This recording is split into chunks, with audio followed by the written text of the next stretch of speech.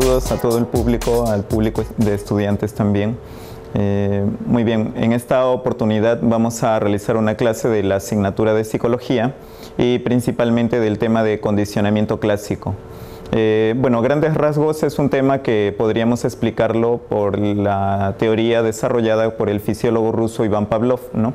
Es un tema que ha venido de manera recurrente en exámenes de admisión de la San Marcos, de la UNI y en algunas universidades también ha venido, como la Universidad de Villarreal, en la Universidad del Callao, ¿no? Este tema puede ayudarnos a complementar bastante el tema de historia de la psicología, ¿no? Debido a que corresponde a una de las escuelas psicológicas conocidas como la reflexología.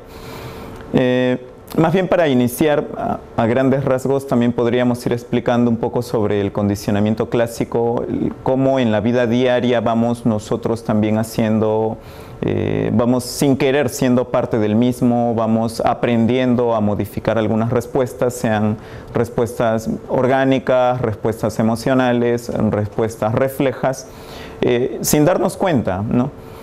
Por el sencillo hecho de asociar también algún tipo de estímulos, ¿no? En esta oportunidad me gustaría que podamos apreciar algunas imágenes, ¿sí? Por ejemplo, la imagen siguiente que estamos observando. En esta imagen vamos a encontrar un tipo de respuesta emocional, ¿no? Primero vamos a analizar algunas imágenes y posteriormente vamos a hacer explicaciones e ir poco a poco ingresando a lo que viene a ser la teoría. Estamos observando aquí a una señorita, ¿no?, que está asustada. Y ahora la pregunta sería, ¿por qué motivo se ha asustado? ¿No? Y en este caso estamos encontrando que se ha asustado porque le están mostrando un insecto, ¿no? Qué bien podría ser una araña. Hay fobias que también se pueden explicar por la teoría del condicionamiento clásico, así como también temores bastante frecuentes en algunas personas. Si bien nosotros, por ejemplo, nacemos con una serie de respuestas emocionales, también es bueno aclarar que hay algunas respuestas emocionales que son aprendidas, ¿no? Por ejemplo, la mayoría de nosotros nacemos sin temerle, por ejemplo, a los arácnidos, ¿no? Pero sin embargo hay un momento en nuestra vida donde vamos adquiriéndole cierto temor, ¿no? Se nos va a venir la idea a la mente que les tememos porque, bueno, nos podrían hacer daño, porque nos pican, porque son peligrosos. Pero la pregunta es, ¿en qué momento de nuestras vidas aprendimos que eran peligrosos? Si generalmente hemos apreciado que cuando nace un bebé hay demasiadas conductas emocionales que no presenta, ¿no? Por ejemplo, el miedo a la oscuridad, el miedo a, bueno, a veces usan la palabra del cuco, el miedo de repente a lo que viene a ser el agua. Hay conductas emocionales que un bebé no presenta, sin embargo, a lo largo de la vida, a lo largo de los años, se van adquiriendo ciertos temores. Aquí precisamente era lo que les quería explicar, ¿no? Hay temores que nosotros no tenemos al momento de nacer, pero la pregunta es ¿cómo se generan estos miedos? Y bueno, parte de la respuesta está en la teoría del condicionamiento clásico. Hay muchas personas que sufren también de lo que viene a ser la gastritis. Ahora, en el caso de la gastritis, obedece también a las respuestas orgánicas de nuestro tubo digestivo, ¿no? Prácticamente del estómago principalmente, que a ciertas horas del día ya está, por así decirlo, condicionado para liberar lo que vienen a ser ciertos jugos gástricos, que en cierto sentido van a liberarse de manera regular en el mismo horario, ¿no? Ahora, en este caso, por ejemplo, ¿qué pasaría si una persona que está habituada a comer todos los días a la misma hora deja de ingerir alimentos en ese horario específico? Es muy probable que nuestros reflejos digestivos, nuestros jugos gástricos estomacales, ya estén condicionados para sencillamente liberarse en ese momento específico, haciendo que muchas personas suframos, ¿no?, o sufran también de lo que vienen a ser el problema de la gastritis, ¿no? Como aquí, por ejemplo, estamos poniendo en este caso, ¿no? Observamos una persona que se está cogiendo el abdomen y en cierto sentido aquí observamos ello, ¿no? Se ha acostumbrado a ingerir alimentos en horarios específicos. Ahora la pregunta es, ¿estas respuestas digestivas, por ejemplo, siempre fueron así? ¿Siempre hemos tenido el mismo horario para liberar estos jugos gástricos? ¿O ha pasado algo con los años para que nuestro tubo digestivo se adapte por así decirlo, ¿no? Como que se acostumbre o se condicione para poder liberar reflejos en el momento específico, ¿no? liberar ácidos en el momento específico. Entonces, esto lo vamos a poder explicar también con esta teoría del condicionamiento clásico. Apreciamos entonces que esta teoría del condicionamiento clásico ha sido desarrollada por el fisiólogo ruso Iván Pavlov, ¿no? Un fisiólogo que empezó a realizar investigaciones digestivas, ¿no? No vamos a afirmar que Pavlov ha descubierto o se propuso de manera intencional descubrir esta teoría, ¿no? Sino que más bien de modo casual él sencillamente, al hacer una investigación de reflejos digestivos con un conjunto de perros, ¿no?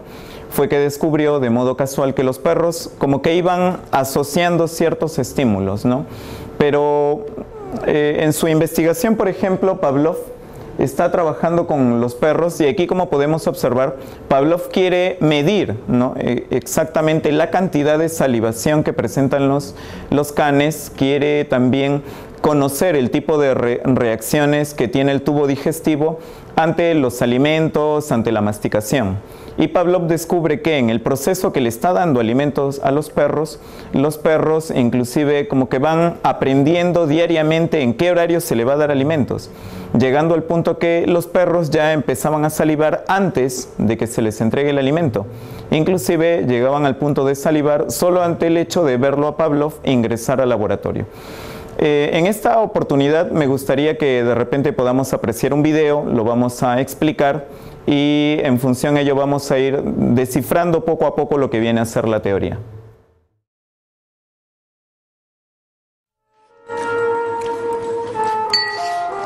Pavlov's aim was to discover what caused saliva to flow. He rerouted the salivary ducts to the outside of his dog's cheek so that he could collect and measure the spittle. Perhaps, he thought, the production of saliva might be the result of a fixed nervous reflex, like a knee jerk.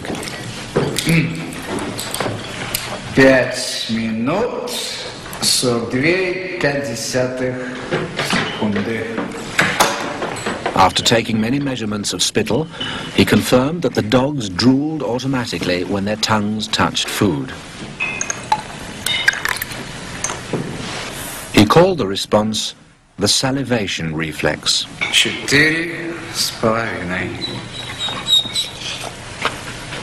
Хорошая собачка. Я предлагаю поменять собаку. But his work started to run into trouble. As his dogs became familiar with the experimental routine, they started to fill their cheek tubes before Pavlov had a chance to stimulate their tongues. The dogs were learning to anticipate food. Pavlov tried a new technique. He erected screens so that the dogs couldn't see what was going on. Before passing meat through the hatch, he introduced a stimulus that was totally unrelated to feeding. A ticking metronome.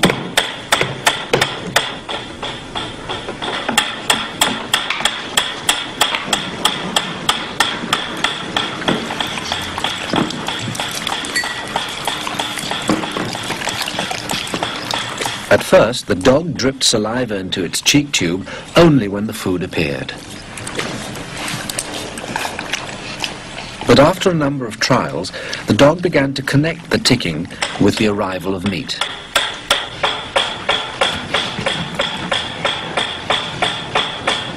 Soon, the sound alone made the dog drool.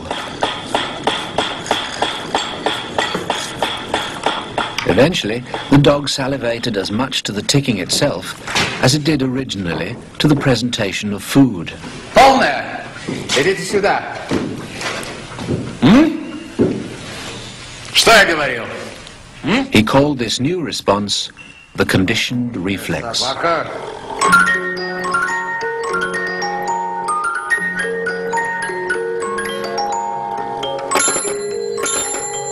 Whatever the stimulus, his dogs could soon be conditioned to produce saliva.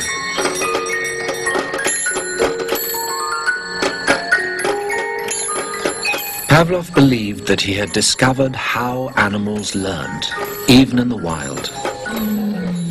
Muy bien. Como hemos podido apreciar en el video, se le observa a Pavlov realizando el experimento, bueno, el estudio de los reflejos digestivos en los perros, y hemos podido apreciar sencillamente cómo es que los perros estaban con implementos, ¿no? Que le iban a permitir, digámoslo así, verificar a Pavlov la cantidad de salivación que los perros emitían, ¿no? Como los tubos que se encontraban cerca de las glándulas salivales en la boca de los canes, ¿no?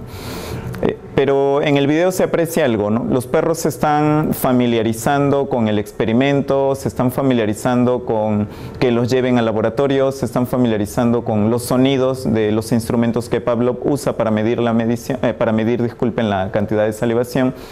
Y en función a ello los perros están salivando antes de recibir el alimento. Así que Pavlov poco a poco va intentando asociar otro tipo de estímulos, ¿no? Asociar, por ejemplo, luces, campanas, cajas de música, no solo instrumentos de medición.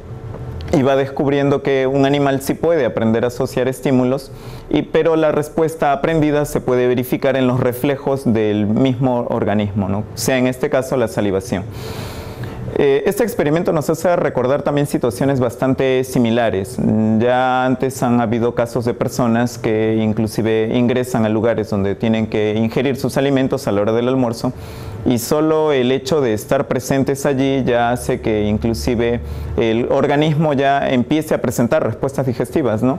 Por ejemplo, hay personas que varias veces argumentan estar en los restaurantes que se les hace agua a la boca sencillamente sin haber tenido el alimento ya presente, ¿no?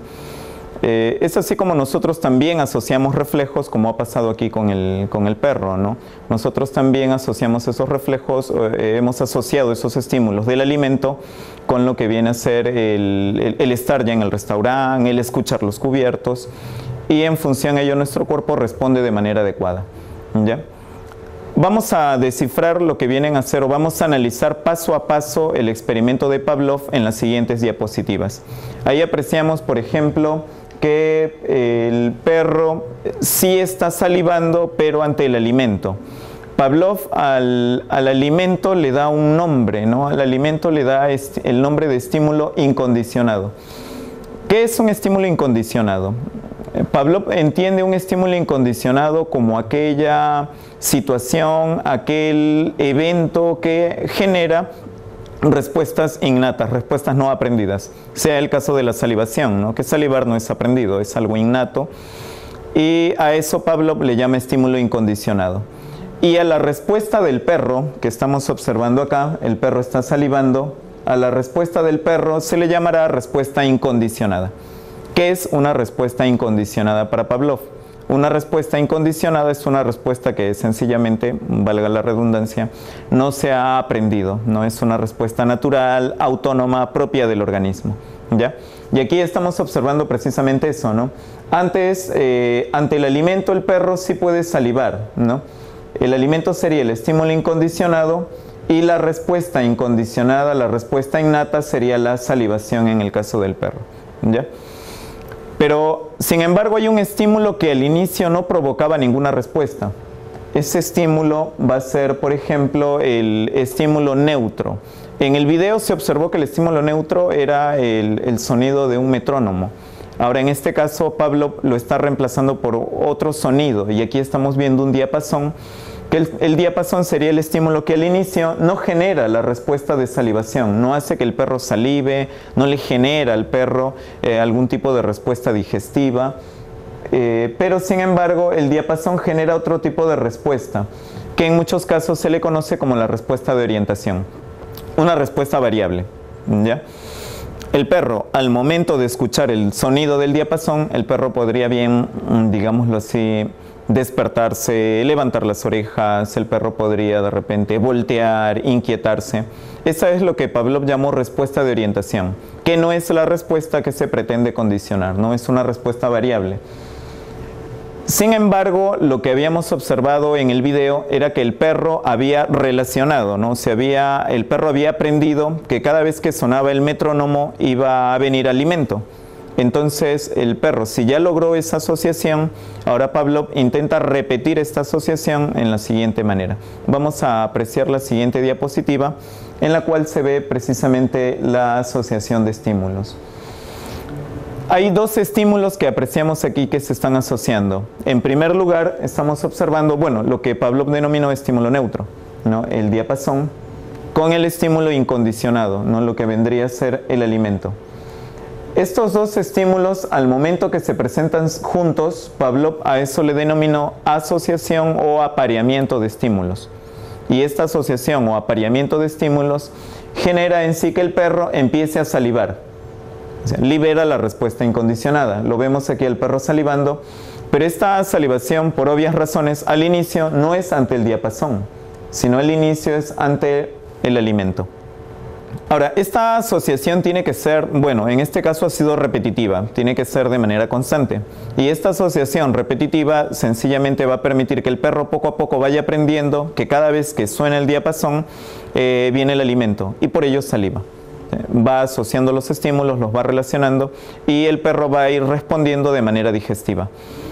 Hasta que al final va a aparecer lo siguiente, ¿no? Al final podemos encontrar esto, que el perro ya aprendió, ¿no? Ya aprendió que cada vez que suena el diapasón se le va a entregar alimento, motivo por el cual aquí lo podemos observar, que el diapasón ahora al perro le indica que viene el alimento y por ello el perro empieza a salivar. Esa es un poco la idea, ¿no? Pavlov ahora al diapasón le da otro nombre. Pavlov le da ahora el nombre de estímulo condicionado. Para Pavlov, ¿qué es un estímulo condicionado? Un estímulo condicionado es un evento, ¿no? un elemento que tiene la propiedad de generar respuestas aprendidas, que puede ser una respuesta orgánica, una respuesta refleja modificada. En este caso, ¿dónde está la modificación de la respuesta? Aquí en la respuesta condicionada. El perro ante el estímulo condicionado, que es el diapasón, está salivando. ¿Ya? Eso es lo que estamos observando. ¿Dónde está el aprendizaje en la modificación de conducta? ¿Dónde está la modificación de conducta exacta?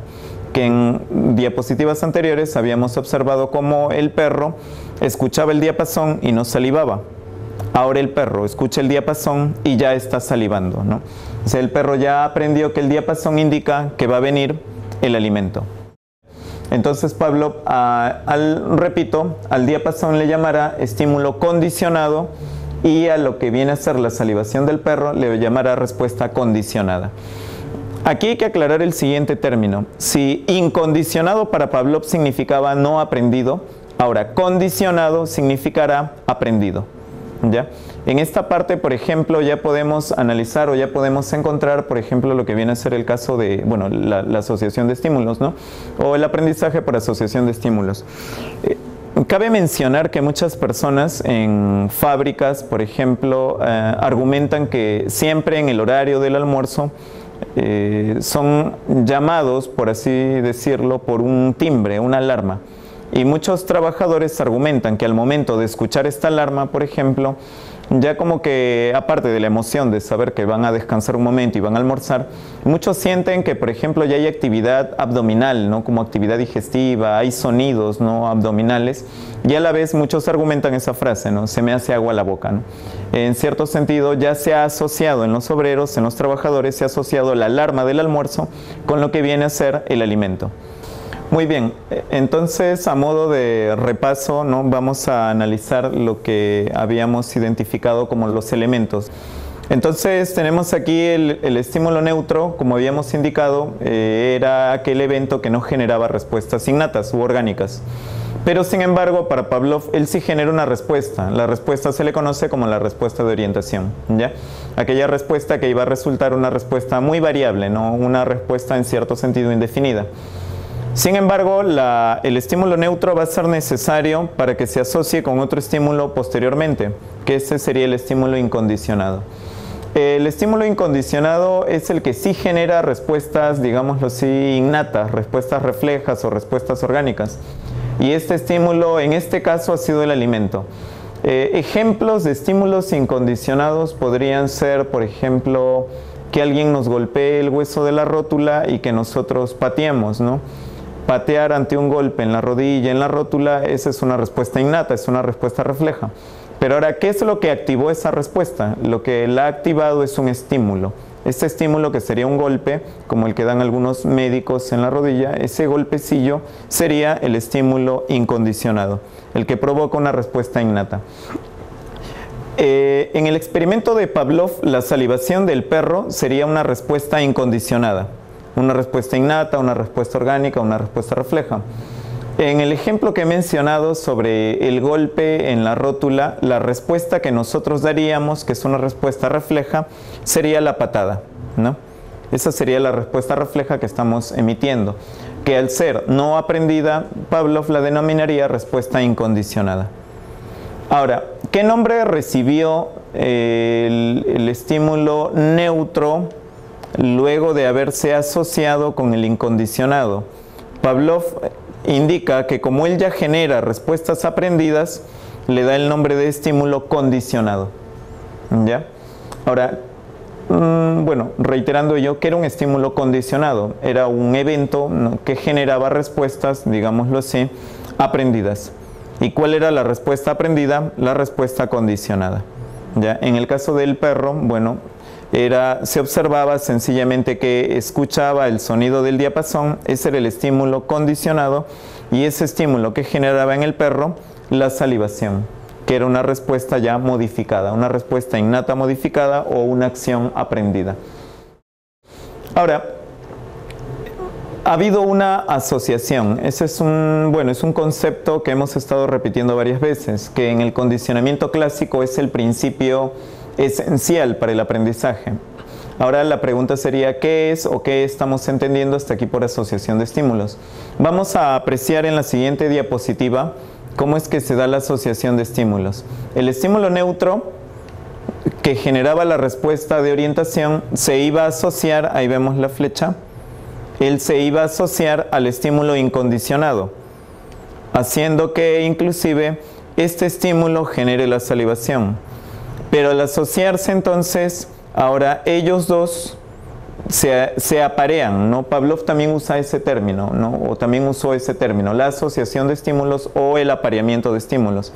Estos dos elementos se aparean y generan el estímulo condicionado. Ahí es donde se ve la asociación de estos dos estímulos. Va a hacer que el estímulo neutro adquiera las propiedades del estímulo incondicionado. Si el incondicionado puede generar salivación, ahora el estímulo condicionado sí genera salivación. En esta parte ya más o menos hemos explicado cómo es que Pavlov va descubriendo estos planteamientos, estos aportes sobre el aprendizaje, sobre la asociación de estímulos. Y ahora me gustaría que podamos revisar otro caso, ¿no? Pavlov ha hecho un experimento con reflejos digestivos en animales, y nosotros los hemos intentado explicar también cómo es que hay personas que empiezan a salivar más cuando les hablan de comida, o hay personas que salivan solo al escuchar la alarma del alimento en una fábrica, ¿no? Ahora, el condicionamiento clásico también ha sido de utilidad para respuestas emocionales. Esa es otra característica del condicionamiento clásico, ¿no? No solo sirve para respuestas reflejas, sino también sirve para respuestas orgánicas de otro tipo, no sean náuseas, malestares, cefaleas, cólicos, o también ha servido o se ha podido identificar que el condicionamiento clásico es de gran utilidad para lo que vendrían a ser fobias o respuestas emocionales. Para ello entonces, allá por 1913, 1914, el psicólogo conductista John Watson realiza un experimento, y a continuación vamos a ver, ¿no?, entonces a John Watson. Este psicólogo norteamericano observa sencillamente la teoría del condicionamiento clásico y le parece confiable en la medida que los aportes experimentales de Pavlov son verificables. John Watson es un psicólogo conductista, y el nombre conductista se debe a que principalmente él le presta bastante importancia al estudio de la conducta. Toda acción que sea observable, toda acción que sea, digámoslo así, medible, verificable, ¿no? Para él la psicología debía estudiar la conducta, aquella acción que se pueda de repente comprobar. motivo por el cual la escuela psicológica a la que él representa se le denomina el conductismo. ¿Qué respuestas se pueden comprobar? Por ejemplo, gestos, movimientos, ¿no? Los movimientos que yo estaría haciendo en este momento son respuestas comprobables, verificables, observables, lo que él llamaría conductas, ¿no? Mímicas, posturas, ellos serían conductas. Y él consideraba que la psicología, para ser reconocida como ciencia, debía estudiar las conductas verificables o las conductas observables. Así que John Watson realiza un experimento también apelando al condicionamiento clásico, denominado el experimento del bebé Albert. Es un experimento en el cual realiza también asociaciones de estímulos, generándole la fobia al bebé Albert. Más bien aquí tenemos la imagen que le dedican la imagen que le dedicaron aquí a lo que sería el experimento, el bebé al medio, atrás la representación de un golpe que se va a dar con un martillazo a una plancha metálica, algo que genere un sonido intenso, y abajo en la parte inferior un objeto peludo, ¿no? Que se observa aquí precisamente un conejo, que lo vamos a apreciar en el siguiente video. To prove that environment is more powerful than genetics, Watson designs an experiment for an infant known as Little Albert. He's so confident, he films it for posterity. At first, Albert shows little fear, even when Watson places a burning newspaper in front of him. Albert is also unafraid when he encounters a white rat for the first time in his life. But then, Watson shows Albert the rat accompanied by a loud clanging noise. One of the few things that upsets little Albert. And he does it again. And does it again. Eventually, Albert learns to fear not just the rat, but all furry things, even without the loud noise. In Watson's mind, the Little Albert experiment is a success because it proves that fears are learned, not inherited. Bueno, hemos podido apreciar en el video cómo se realizó el experimento con Albert. Claro, nos va a preocupar todo lo que le han hecho al bebé.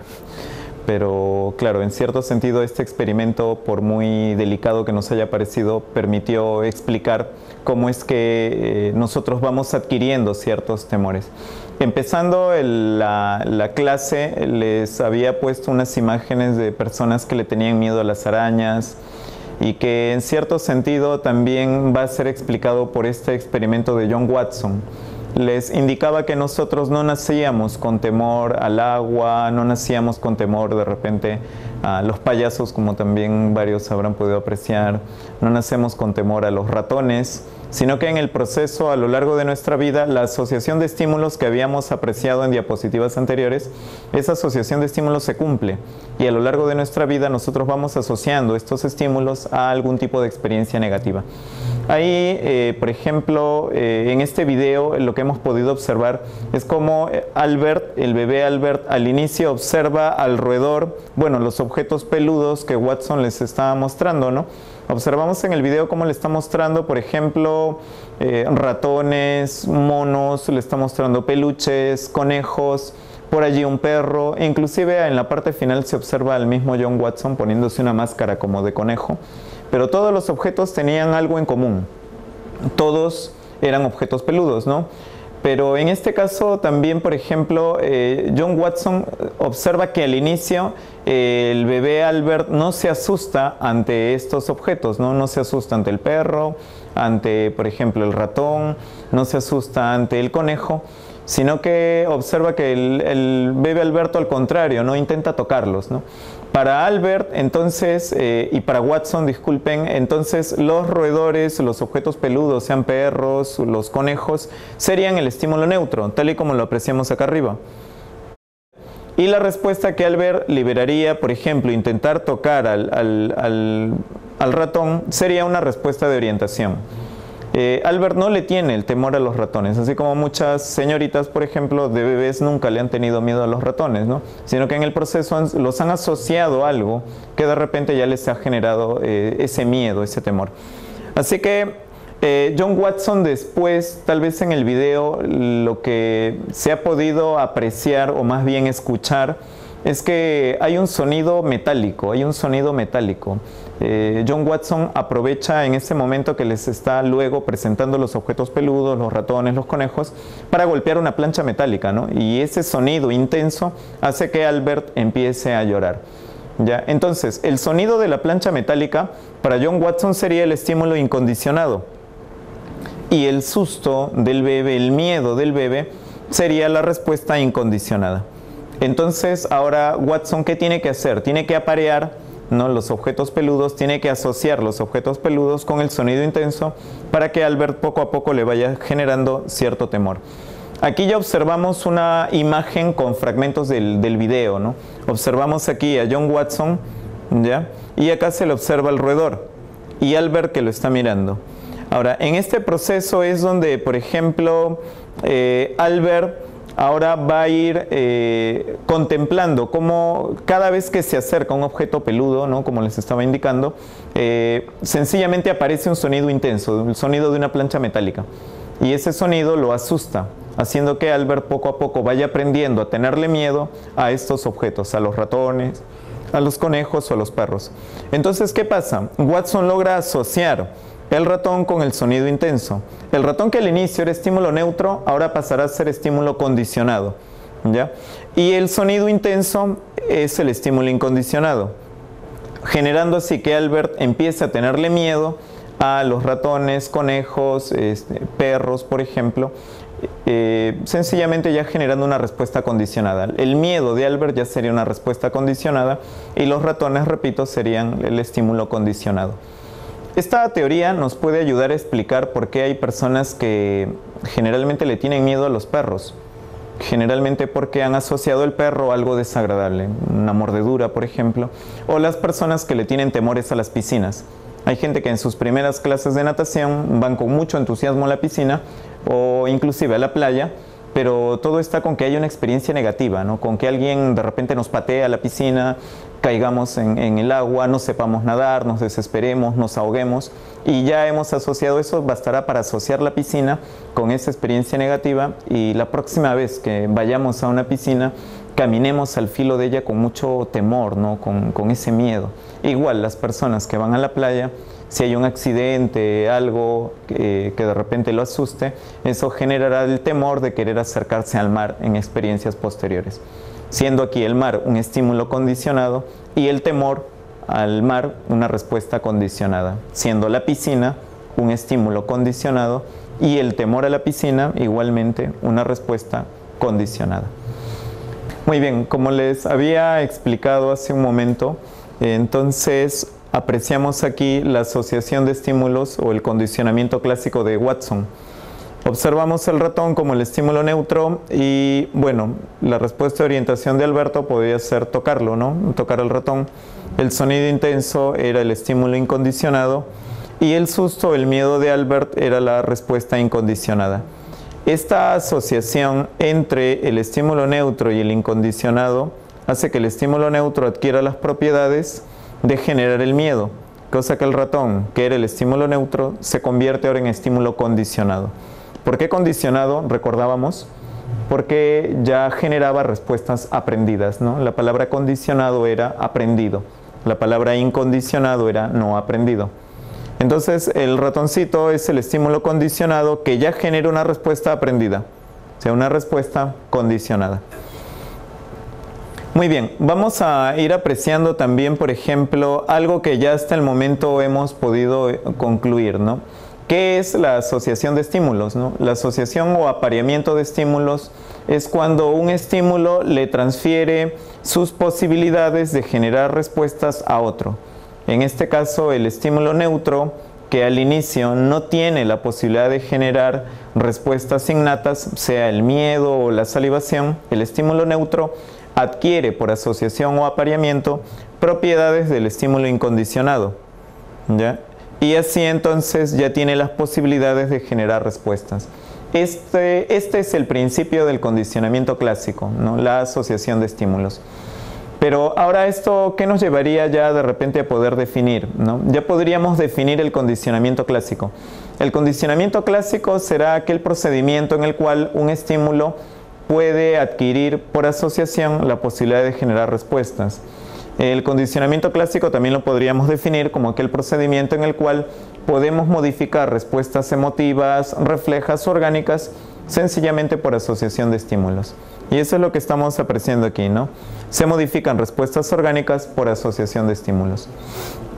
A continuación vamos a ir revisando ya para más o menos ir culminando. Vamos a ir revisando algunas diapositivas que nos podrían de repente explicar, o detallar mejor la clase, ¿no? Como les decíamos al inicio, las personas nacemos sin temor a los roedores. Aquí observamos que una señorita, no sé si aprecia bien el cabello largo, una señorita está sujetando en su mano un ratón y se le aprecia sonriendo, o sea, no hay temor al roedor.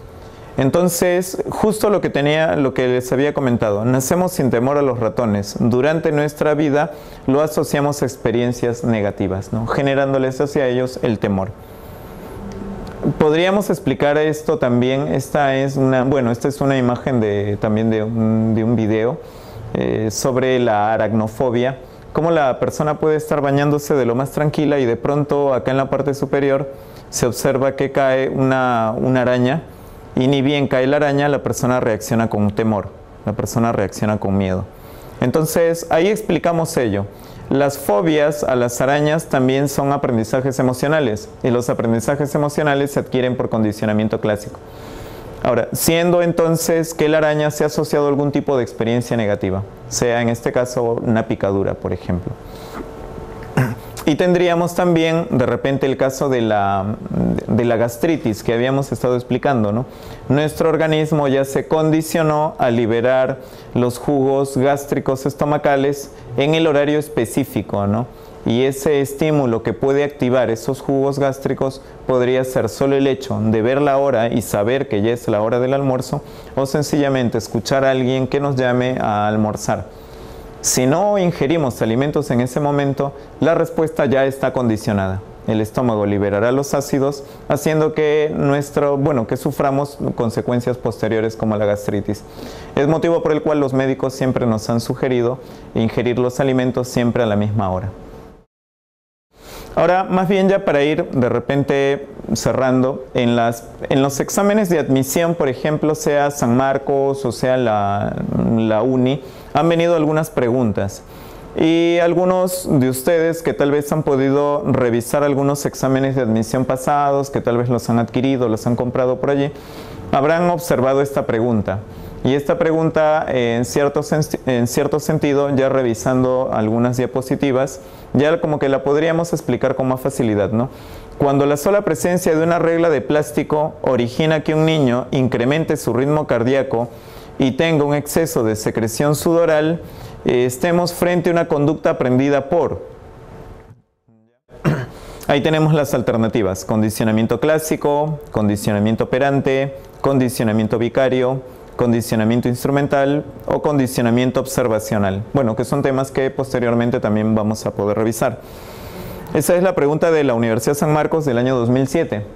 Entonces, vamos a explicar la pregunta en sí, ¿ya? ¿Cómo la podemos resolver? Entonces, la respuesta. Tendríamos allí, ¿cuál es el enunciado de la pregunta? Lo recordamos: ante la sola presencia de una regla de plástico, un niño siente que se incrementa su ritmo cardíaco y que experimenta sudoración en las manos, ¿no? Por ejemplo.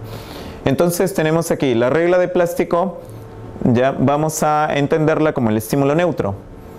Y la regla de plástico se ha asociado a algo. Si bien la pregunta no lo dice, la regla, para que el niño le tenga miedo a una regla de plástico, tendríamos que hacernos la pregunta: ¿toda persona nace con el miedo a las reglas de plástico o ese miedo se va adquiriendo? Porque observamos que al momento de nacer o cuando somos muy pequeños, ¿no?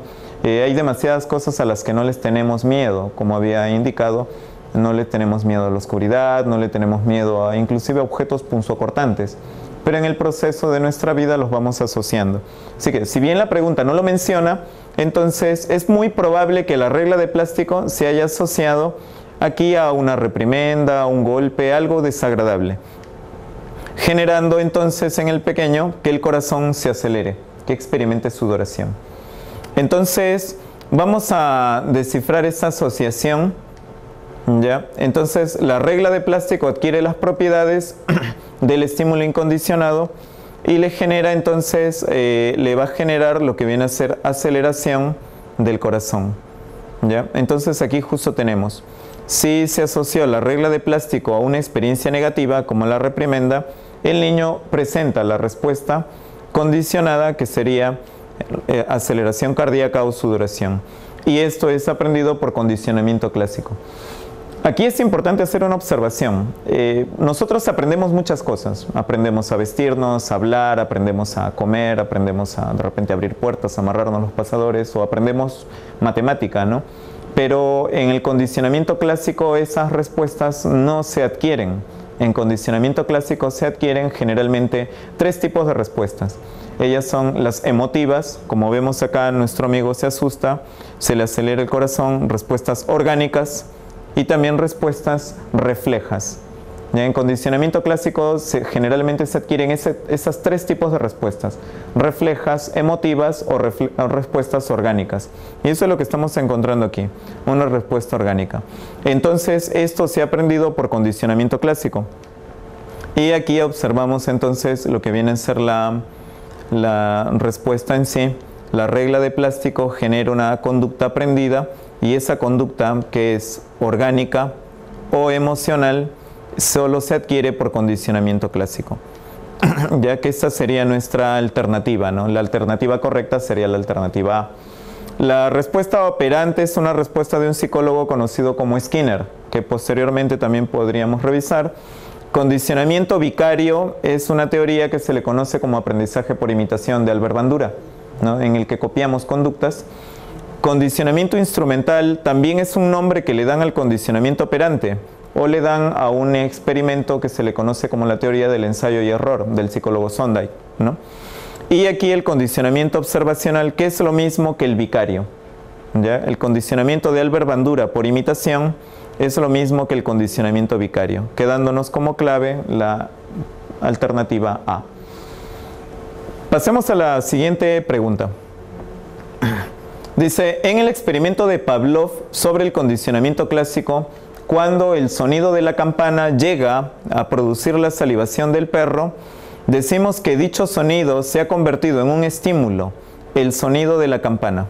¿En qué estímulo se ha convertido? Ahí tenemos reforzador, condicionado, neutro, discriminativo, condicionado.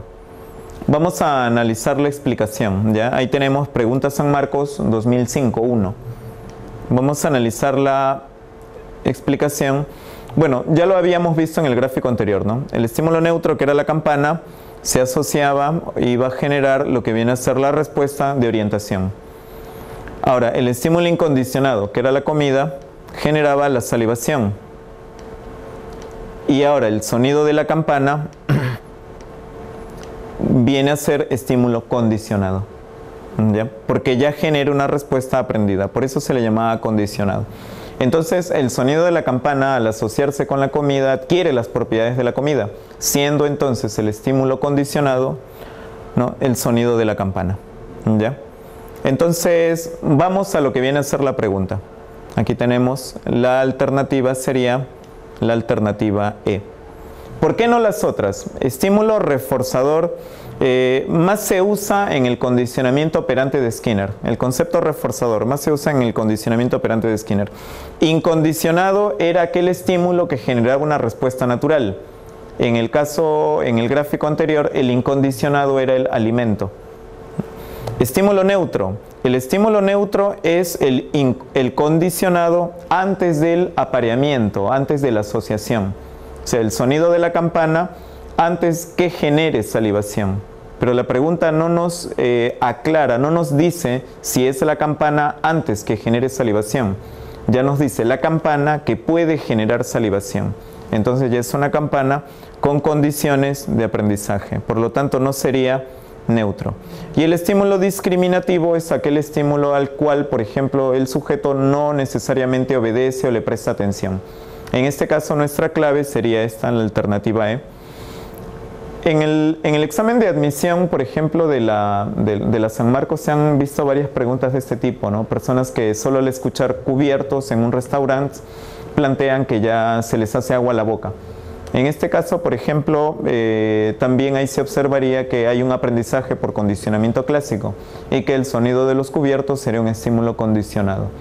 Ahora, a continuación, estaríamos apreciando una pregunta de la Universidad de la UNI.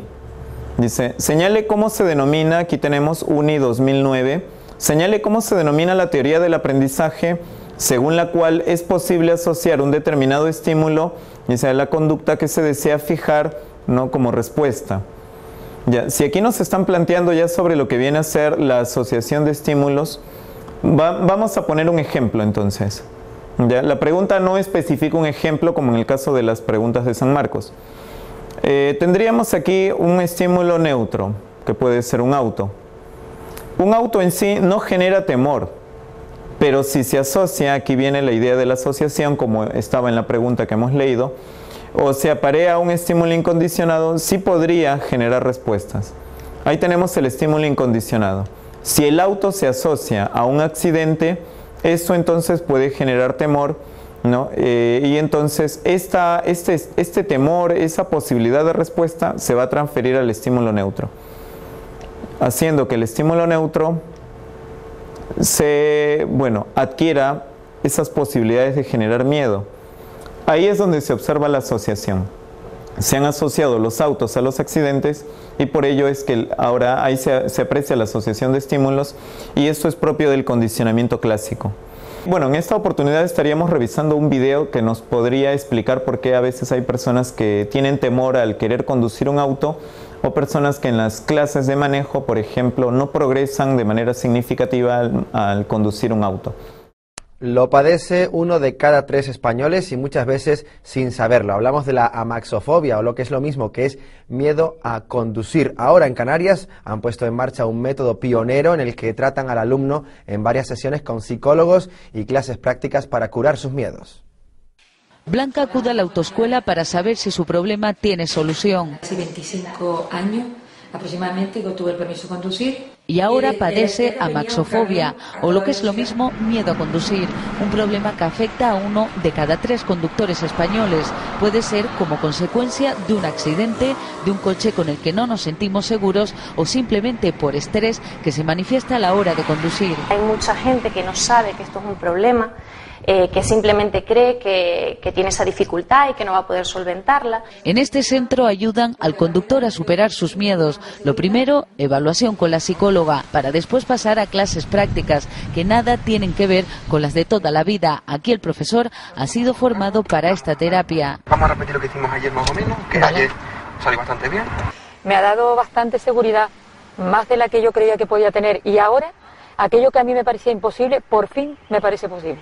Tenemos clientes que con 3 clases ya se han quedado conduciendo, gente que lleva tiempo sin conducir o gente que siempre ha hecho el mismo trayecto los últimos 4 años. Y el resultado... Al nivel de Alonso no, porque no me atrevo, pero bueno, haremos todo lo que podamos. Un miedo que se supera. Ahora a Blanca le queda una gran carretera por delante, esta vez sin copiloto.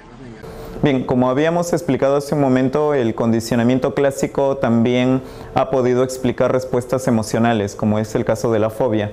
Y aquí estábamos apreciando un video sobre la amaxofobia, ¿no?, que sencillamente está asociado también al ejemplo que estamos ubicando acá. Como en el video observamos que las personas asociaban los vehículos a un accidente de tránsito, como el que pudimos observar en el video, asociaban el vehículo solo a la tensión, al estrés, al miedo de conducir con personas que de repente no conducen de manera adecuada cerca, o también inclusive, como indicaron, ante un vehículo que nos puede parecer desconocido o sencillamente peligroso, haciendo que la persona ya tenga la idea de que conducir es peligroso y ante el hecho de subirse a un auto o estar al timón ya le genera este miedo, haciendo que no reaccione de manera correcta, no vea bien, no conduzca bien el vehículo. Entonces ahí estamos apreciando cómo se dio una asociación de este tipo. Observamos ya aquí la pregunta que habíamos analizado sobre la UNI. ¿Cómo se denomina entonces esta teoría en la cual es posible asociar, ¿no?, lo que vienen a ser un estímulo o un tipo de respuesta En este caso nos referimos a la teoría del condicionamiento clásico, ya la que va a trabajar por asociación de estímulos. Y esta sería nuestra clave, la alternativa A. En este caso, por ejemplo, para explicar un poco, condicionamiento operante es la teoría de refuerzos y castigos de Skinner, ensayo y error era la teoría de Thorndike, ¿no? Que aquí no se especifica sencillamente el condicionamiento clásico. Ensayo y error es todo lo que aprendemos ejecutando intentos y equivocándonos, ¿no? Como por ejemplo la matemática, intentamos, nos equivocamos, los idiomas, intentamos, también nos equivocamos. Eso sería por ensayo y error. La captación, que es una teoría de un psicólogo conocido como Kohler, que la persona descubre de manera sorpresiva la solución de un problema. Y aquí la modelación, ¿no? El aprendizaje por modelos, que es el aprendizaje por imitación, que hace un momento lo mencionamos como la teoría de Bandura. Bueno, ya estaríamos culminando aquí en esta parte la clase del condicionamiento clásico y también aclarando una pequeña parte, ¿no? En el último video que habíamos apreciado se usa el mismo condicionamiento clásico para que la persona asocie, por ejemplo, el vehículo que conduce con experiencias agradables y poco a poco le vaya perdiendo el temor a conducir. Esta última parte, ¿qué nos quiere decir? Que el mismo condicionamiento clásico nos sirve para explicar lo que vienen a ser fobias, pero a la vez nos puede servir para realizar tratamientos, ¿no? Cómo podemos asociar un vehículo a experiencias agradables y posteriormente no tenerle miedo, o cómo poder hacer que muchos pequeños, por ejemplo, que le tienen miedo a la oscuridad, puedan perderle miedo a la oscuridad, ¿no? Hay padres de familia que leen, por ejemplo, cuentos con pequeños y aprovechan la oscuridad, ¿no? O leen cuentos asociados, ¿no? A lo que viene a ser la oscuridad para que los pequeños poco a poco le vayan perdiendo el temor, ¿no? Es así como el condicionamiento clásico también tiene una gran utilidad en el plano terapéutico, ¿no? Se emplea para terapia de fobias, terapia para respuestas orgánicas, ¿no? O también se emplea para terapias de situaciones un poco más complicadas, ¿no? Como alcohólicos o terapia para drogadictos. Bueno, estaría entonces en esta parte concluyendo. Más bien, muchísimas gracias por su atención.